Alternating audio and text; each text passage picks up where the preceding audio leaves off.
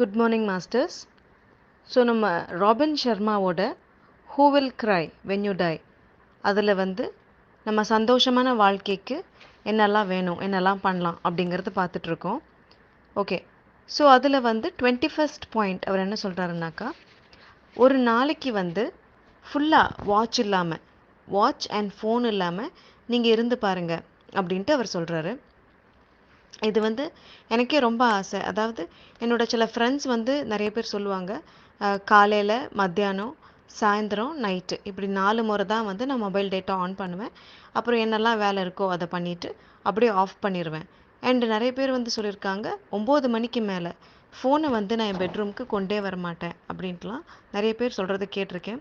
So அப்போ எனக்கு வந்து அதை கேட்கும்போதே ரொம்ப சந்தோஷமாக இருக்கும், ரொம்ப ஆசையாக கூட இருக்கும். இந்த விஷயத்த நான் வந்து கண்டிப்பாக காப்பி பண்ணணும்னு நினைக்கிறேன். ஸோ இது வந்து ஆஹ், இது அந்தளவுக்கு ஒரு வைராக்கியமான ஒரு விஷயமா, ஒரு வில் பவரான ஒரு விஷயமா நீங்கள் கேட்டிங்கன்னா கண்டிப்பாக ஆமாம் அப்படின்னு தான் நான் சொல்லுவேன். ஏன்னா இந்த காலகட்டத்தில் வந்து பார்த்திங்கன்னா நண்டு சுண்டு சின்ன பசங்க கூட மொபைல் வச்சுருக்காங்க, நம்ம வச்சுருக்குறோம். ஏன் நம்ம அப்பா அம்மா கூட வந்து முன்னாடியெல்லாம் 8 மணி 9 மணிக்கே தூங்கிட்டு இருந்ததெல்லாம் விட்டுட்டு இப்போ 11 மணி 12 மணி வரைக்கும் கூட இந்த யூடியூப், இன்ஸ்டாகிராம், ரீல்ஸ் அதெல்லாம் உங்களுக்கு புதுசாக இருக்குது. ஸோ அதெல்லாம் பார்த்து ஃபேண்டசைஸ் ஆகுறாங்க, பார்க்குறாங்க அப்படிங்கிறத நம்ம கவனிக்கலாம். ஸோ வந்து இந்த மாதிரி கேட்கெட்ஸ் இல்லாமல், வாட்ச் இல்லாமல் ஒரு நாள் இருந்து பாருங்கள். உங்களுக்கு வந்து அவ்வளோ டைம் இருக்கிற மாதிரியும், நிறைய ஒரு பிளானே இல்லாமல் அந்த டேவை ஸ்பெண்ட் பண்ணும்போது அவ்வளோ பியூட்டிஃபுல்லாகவும் இருக்கும் அப்படின்ட்டு அவர் சொல்கிறார். ஓகே, அடுத்த பாயிண்ட் என்னன்னாக்கா, நீங்கள் நல்ல துணிச்சலான விஷயங்களை செய்யணும் அப்படின்ட்டு சொல்கிறாரு. இப்போ நம்ம மரண படுக்கையில் இருக்கும் பொழுது நம்ம வந்து நிறைய சந்தர்ப்பங்களை நழுவ விட்டுட்டோமோ, இல்லை இந்த விஷயத்த நான் வந்து கொஞ்சம் பயப்படாமல் செஞ்சுருக்கணுமோ அப்படின்லாம் நமக்கு வந்து ரொம்ப வருத்தங்கள் வந்து சேரும் அப்படின்ட்டு சொல்கிறாரு. அப்போ நீங்கள் நல்லா இருக்கும் பொழுதே வந்து நீங்கள் என்ன பண்ணணுன்னாக்கா, எவ்வளவுக்கு எவ்வளோ துணிச்சலாக நீங்கள் செயல்படுறீங்களோ அவ்வளவுக்கு அவ்வளோ உங்களுக்கு பலன்கள் வந்து சேரும் அப்படின்ட்டு சொல்கிறாங்க. உங்கள் வாழ்க்கையை வந்து முழுமையாக அனுபவிக்கணும் அப்படின்னாக்கா அதுக்கு வந்து துணிச்சலோடு செயல்படணும். இப்போ நமக்கு வந்து இந்த தேனெல்லாம் எடுக்கணும் அப்படின்னாக்கா மரத்தில் ரொம்ப உச்சிக்கு போய் தான் எடுக்கணும் இல்லைங்களா? அப்போ வந்துட்டு அந்த உச்சியில் எப்படி சேஃபாக இருக்குமா? கண்டிப்பாக சேஃபாக இருக்காது. அப்போ அதுக்காக நம்ம மரத்தில் ஏறாமல் இருக்க முடியாது. ஏன்னா ஏறினா தான் வந்து அந்த தேன் எடுக்க முடியும் இல்லையா? ஸோ துணிச்சலான விஷயங்கள் செய்யும்பொழுது தான் வந்து நமக்கு நிறைய விஷயங்களை அச்சீவ் பண்ண முடியும். இப்போ நமக்கு 2 சாய்ஸ் இருக்குது. ஒன்று, நம்ம பீச்சோட கரையில் உட்காந்து ரொம்ப சேஃபாக அந்த பீச்சை பார்க்கலாம், அதில் இருக்கிற அலைகளை பார்க்கலாம், என்ஜாய் பண்ணலாம். இல்லை நம்ம அந்த கடலுக்கு அடியில் கீழே போயிட்டு டைவ் பண்ணிவிட்டு ரொம்ப ப்ரெஷியஸான முத்து, பேர்ல்ஸ் இதெல்லாம் எடுத்துட்டும் வரலாம். ஸோ சாய்ஸ் வந்து நம்ம கையில் தான் இருக்குது அப்படின்ட்டு சொல்கிறாங்க. ஓகே, அடுத்த பாயிண்ட் என்னன்னாக்கா, நம்ம லைஃப்பில் வந்து இன்பம் துன்பம் இது வந்து ஒரு காயினோட 2 சைடு மாதிரி, ரெண்டுமே இருக்கும். ஸோ சேட் மூமெண்ட்ஸுக்கு ரொம்ப சேடாக இருக்காதீங்க, ஹாப்பி மூமெண்ட்ஸுக்கு ரொம்பவும் ஹாப்பியாக இருக்காதீங்க, ரெண்டையுமே ஈக்குவலாக பார்க்க பாருங்கள் அப்படின்ட்டு சொல்கிறாங்க.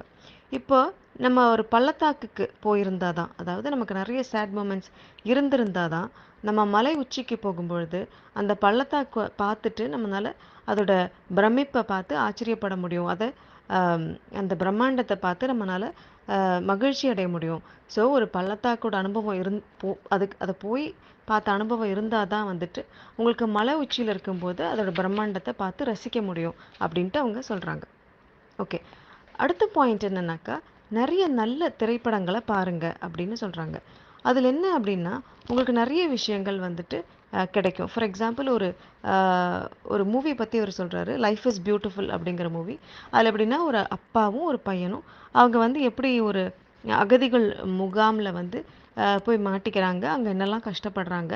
ஸோ அந்த இடத்துல கூட அந்த பையனை வந்து அவங்க அப்பா ஹாப்பியாக வச்சுக்கிறதுக்கு என்னெல்லாம் ட்ரை பண்ணுறாரு. கடைசியில் அவங்க பையனை வந்து சந்தோஷமாக இருக்கணுங்கிற ஒரே காரணத்துக்காக அவங்க அப்பா வந்து எப்படி உயிர் துறக்கிறாரு அப்படிங்கிறதெல்லாம் வந்து சொல்கிறாங்க. ஸோ இதிலிருந்து இந்த ஆத்தர் நான் என்ன கற்றுக்கிட்டேன் அப்படின்னாக்கா வந்து லைஃப் வந்து நமக்கு கிடைச்ச ஒரு பரிசு. அதை வந்து ஒவ்வொரு நாளும் அந்த பரிசு, அந்த கிஃப்ட்டை வந்து நம்ம அழகாக பயன்படுத்தணும் அப்படிங்கிறத நான் கற்றுக்கிட்டேன். ஸோ நல்ல மூவிஸை பாருங்கள் அப்படின்னு சொல்கிறாரு. ஸோ ரீசெண்டாக கூட நெட்ஃப்ளிக்ஸில் பார்த்தீங்கன்னா இந்த க்ரோ ஃப்ளைஸ் அப்படிங்கிற ஒரு சீரீஸை நான் பார்த்தேன். அது வந்து ரொம்ப பாப்புலரான ஒரு நியூஸ் ரீடர், வேர்ல்ட் ஃபேமஸ் அவ. ஸோ அவள் வந்து எப்படி இவ்வளோ அழகாக இருக்கா, எப்படி இவ்வளோ ஃபேமஸாக இருக்கா, எல்லாருக்கும் எப்படி இவ்வளோ ஒரு கிரேஸ் இருக்குது இவன் மேலே அப்படின்னு சொல்லிட்டு அவள் கூட ஒர்க் பண்ணுறவங்களுக்கே அவள் மேலே அவ்வளோ ஜெலசி இருந்தது. So one point of time அவங்கெல்லாம் ஒரு டீமாக ஃபார்ம் பண்ணி அவள் மேலே வந்துட்டு என்னெல்லாம் பண்ண முடியுமோ அவளுக்கு எதிர்த்து செய்கிறாங்க. ஸோ செஞ்சு கடைசியில் அந்த லாஸ்ட் எபிசோட்லலாம் பார்த்தீங்கன்னா அவள் கொஞ்சம் கூட அவளோட கண்ணியம் குறையாம கொஞ்சம் கூட அவளோட அந்த அந்த அவளோட உண்மையான அந்த அன்பு தன்மையை வந்து அவள் விட்டு கொடுக்காம உங்களுக்கு வந்து என்னோட பொசிஷன் தான் வேணும்னாக்கா நானே கொடுத்துருப்பேனே அப்படின்னு சொல்லிட்டு அவளை வந்து கொல்லவே வருவாங்க அவங்கெல்லாம். அவங்க கிட்ட கூட போயிட்டு ஹனி டியர் அப்படின்னு சொல்லி தான் அவள் வந்து அட்ரஸ் பண்ணுவா. உண்மையிலே அவ்வளோ சூப்பராக இருக்கும் அந்த அந்த அந்த சீரீஸ். ஸோ நான் வந்து அந்த லாஸ்ட் எபிசோடை வந்து டைம் கிடைக்கும்போது திரும்ப திரும்ப பார்ப்பேன். அந்த அந்த ஹீரோயின் வந்து கிட்டத்தட்ட எனக்கு வந்து ரோல் மாடல் மாதிரி தோணும். அவ்வளோ அழகாக இருக்கும். ஸோ எந்த சுச்சுவேஷன்லையும் அந்த கண்ணியம் குறையாமல் இருக்கலாம் அப்படிங்கிறத வந்து அந்த அன்பை வந்து மாறாமல் இருக்கலாம் அப்படிங்கிற ஒரு பெரிய லெசன் அந்த படத்துலேருந்து எனக்கு கிடச்சிதுன்னு சொல்லலாம். ஸோ அந்த மாதிரி ஆத்தர் வந்து நிறைய நல்ல படங்களை பாருங்க அப்படின்ட்டு சொல்கிறார். ஓகே, அடுத்து வந்து உங்களுக்கு நீங்கள் வெளியே மணி ஸ்பெண்ட் பண்ணுறீங்கன்னாக்கா, காசு கொடுக்குறீங்கனாக்கா அதுக்கு வந்து அந்த மணியை ஆசீர்வாதம் பண்ணுங்க அப்படின்னு சொல்கிறாங்க. இப்போ நீங்கள் கிராசரி வாங்குறீங்க, இல்லை ஏதாவது பில் பே பண்ணுறீங்க, இல்லை ஸ்கூல் ரெசிப்ட் அந்த இதெல்லாம் பே பண்ணுறீங்க, ஃபீஸ் எல்லாம் பே பண்ணுறீங்க. அப்போ வந்து அந்த ஸ்கூலுக்காகவும் அந்த கிராசரி ஸ்டோருக்காகவும் அந்த ஃபார்மர்ஸ்க்காகவும் இந்த பணம் போய் சேரட்டும் அப்படின்னு நீங்கள் வந்து அதை ஆசீர்வாதம் பண்ணுங்க அப்படின்ட்டு சொல்கிறாங்க. அதுவும் இல்லாமல் இந்த காசு வந்து எனக்கு திரும்ப மல்டிஃபோல்டாக திரும்ப வரணும் அப்படின்னு ஒரு கட்டளை இட்டு கொடுங்க அப்படின்ட்டு சொல்கிறாங்க. ஓகே, அடுத்த பாயிண்ட் என்னன்னாக்கா, ஒரு ரொம்ப ஃபேமஸான ஒரு இண்டஸ்ட்ரியலிஸ்ட், ஒரு பிஸ்னஸ்மேன், அவர் வந்து ஃப்ளைட்டில் போகும்பொழுது ராபின் சர்மாவோட ஒரு இன்னொரு புக்கு, அந்த புக் வந்து த Monk who lost the Ferrari, அந்த புக் அதை படிச்சுட்டு போகிறாரு. ஸோ அதில் வந்து நிறைய பாயிண்ட்ஸ் வந்து அவருக்கு கிடைக்குது. அப்போ வந்து இவர் அப்படியே யோசிச்சு பார்க்குறாரு. என்ன யோசிச்சு பார்க்குறாருனாக்கா, இவர் வந்து என்னதான் சம்பாதிச்சாலும் ரொம்ப டிப்ரெஸ்டாக இருக்கிறாரு, ரொம்ப இரிட்டேட்டடாக இருக்கிறாரு. அப்போ அந்த புக்கு படிக்கும்போது அவருக்கு நிறைய நிறைய இன்சைட்ஸ் கிடைக்குது. அப்போ அவர் என்ன நினைக்கிறாருன்னா, 100 பேருக்கு சம்பளம் கொடுக்குற நம்மளே இவ்வளோ இரிட்டேட்டடாகவும் இவ்வளோ டிப்ரெஸ்டாகவும் இருக்கிறோம். அப்போ நம்மளை நம்பி 100 பேர் இருக்கிறாங்க. அப்போ அவங்க லைஃப்பையும் நம்ம யோசிக்கணும் அப்படின்னு சொல்லி யோசிக்கிறாரு. அதே மாதிரி ஒரு ஒய்ஃபை பற்றி யோசிக்கிறாரு. அதாவது ஒய்ஃப் வந்து கொஞ்சமாவது லீவ் எடுங்க, ஒரு வெக்கேஷன் கூட்டிகிட்டு போங்க அப்படின்னு 5 வருஷமாக கெஞ்சுறாங்க அப்படின்னு அவங்கள பற்றி யோசிக்கிறாங்க. அண்ட் அவரோட 3 குழந்தைங்கள பற்றி யோசிக்கிறாங்க. அவங்களுக்காக நம்ம கொஞ்சம் கூட டைம் ஸ்பெண்ட் பண்ணலையே அப்படின்ட்டு அவர் யோசிக்கிறாரு. ஸோ நம்ம எதில் கான்சென்ட்ரேட் பண்ணியிருக்கணுமோ அதுலேயும் கவனம் செலுத்தாமல் எப்போ பார்த்தாலும் பணம்னே இருந்துட்டோமே அப்படின்ட்டு அவர் ரியலைஸ் பண்ணுறதாக சொல்கிறாங்க. அதாவது இப்போ நம்ம சாப்பிடும்பொழுது என்ன பண்ணுறோம், ஃபோன் வந்தால் உடனே சாப்பிட்றத நிப்பாட்டிட்டு போய் ஃபோன் அட்டன் பண்ணுறோம், சாப்பிட்டுக்கிட்டே ஃபோனும் பேசுகிறோம். இப்போ நம்ம படிக்கும்பொழுது என்ன பண்ணுறோம், பேரலாக டிவியும் ஓடிக்கிட்டு இருக்கோம். அப்போ நம்ம படிக்கிறதுல முழு கவனம் இருக்குமா, இருக்காது. இப்போ நம்ம குக் பண்ணும்போது என்ன பண்ணுறோம், ஒரு பக்கம் ஃபோனில் பட்டிமன்றம் ஓடிக்கிட்டு இருக்கும். அப்போ நம்ம கான்சென்ட்ரேஷன் குக்கிங்கில் இருக்குமா இல்லை பட்டிமன்றத்தில் இருக்குமா? ஸோ இந்த புக்கில் என்ன சொல்கிறாங்கன்னாக்கா, ஒரு மனுஷனுக்கு வந்து 2 முயலையும் துரத்தி பிடிக்கணும் அப்படின்னு சொல்லி ஓடுறான்னாக்கா அவனால் ஒரு முயலை கூட கடைசி வரைக்கும் பிடிக்க முடியாது. ஸோ ஒரு அமைதியான வாழ்க்கை வாழணுன்னாக்கா சில காரியங்களில் மட்டும் ஈடுபாடோட கான்சென்ட்ரேஷனோட இருக்கணும் அப்படின்னு சொல்கிறாங்க. ஓகே, 27th பாயிண்ட் என்னன்னாக்கா, கிராட்டிடியூட் ஜேர்னல் எழுதுங்க அப்படின்னு சொல்லி சொல்கிறாங்க. ஸோ கிராட்டிடியூட் ஜேர்னல் எழுதுறது வந்து எவ்வளோ நல்லது அப்படிங்கிறது நமக்கே தெரியும். இதனால் எவ்வளோ இம்ப்ரூவ்மெண்ட்ஸ் நம்ம லைஃப்பில் இருக்குது அப்படிங்கிறதும் தெரியும். ஒரு டே முடிஞ்சு போச்சுன்னாக்கா குறைந்தபட்சம் ஒரு 3 விஷயங்கள், இன்றைக்கி என்ன நல்ல விஷயங்கள் நடந்துச்சு அப்படிங்கிறத வந்து நம்ம ரீகால் பண்ணி நம்ம கிராட்டிடியூட் ஜேர்னலில் எழுதலாம். ஓகே, அடுத்த பாயிண்ட் என்ன அப்படின்னாக்கா, ஒரு ஸ்டாட்டிஸ்டிக் சொல்கிறாரு பாருங்க. அதாவது வந்து நம்ம வாழ்க்கையில் ஒரு 8 மாதமாவது நம்ம தேவையில்லாத இமெயில்ஸ் அதை வந்து படிக்கிறதுக்கு செலவு பண்ணுறோம். ஒரு 2 வருஷம், அதாவது நம்ம மொத்த வாழ்க்கையில் ஒரு 2 வருஷமாவது இந்த அன்னெசரியான ஃபோன் கால்ஸ், இந்த ப்ராங்க் கால்ஸ், இந்த ஜங்க் கால்ஸ் எல்லாம் வருது இல்லையா, அதை அட்டன் பண்ணுறதுக்கே நமக்கு 2 வருஷம் ஆகுதான் நம்ம வாழ்க்கை மொத்தமாக. அண்ட் 5 வருஷமாவது வந்து நம்ம இந்த மாதிரி க்யூவில் நிற்கிறது, மற்றவங்களுக்காக வெயிட் பண்ணுறது, இந்த மாதிரி விஷயங்களை வந்து நமக்கு செலவாகுது அப்படின்னு சொல்லி சொல்கிறார். அப்போது நமக்கு வந்து ஒரு டைம் கிடைக்குது, நம்ம யாருக்காவது வெயிட் கூட பண்ணுறோன்னு வச்சுக்கோங்களேன். அப்போ ஒரு ஃபோன் எடுத்து நம்ம எப்போ பார்த்தாலும் அந்த அதில் ஏதாவது பார்த்துட்டு இருக்கிறத விட்டுட்டு, நம்ம கையில் வந்து நல்ல கருத்துக்களை உள்ள புக்கை வச்சுருக்கும் பொழுது என்ன ஆகுதுன்னாக்கா, அதில் உள்ள கருத்து, அதில் இருக்க தாட்ஸ் அதெல்லாம் என்ன பண்ணுனாக்கா, நம்ம குணத்தை வந்து மாற்றும். நமக்குள்ள நல்ல உறவு முறைகளை வந்து உருமாற்றம் செய்யும். நமக்குள்ள புரட்சிகரமான மாறுதல்களை வந்து நிறைய கொண்டு வரும். ஸோ எப்போவுமே புக்கு வந்து வச்சிருக்கிறது நல்லது அப்படின்னு சொல்கிறார். இப்போ இருந்து ஒரு 5 வருஷம் கழிச்சு நம்ம என்ன மாதிரியான ஒரு மனுஷராக இருக்க போகிறோம் அப்படிங்கிறது வந்துட்டு அதுக்கு வந்து 2 விஷயம் காரணமாக இருக்கும் அப்படின்னு சொல்கிறார். முதல் விஷயம் என்னன்னாக்கா, நீங்கள் எந்த மாதிரி மனுஷனோட பழகுறீங்க அதெல்லாம் வந்து ஒரு காரணம்.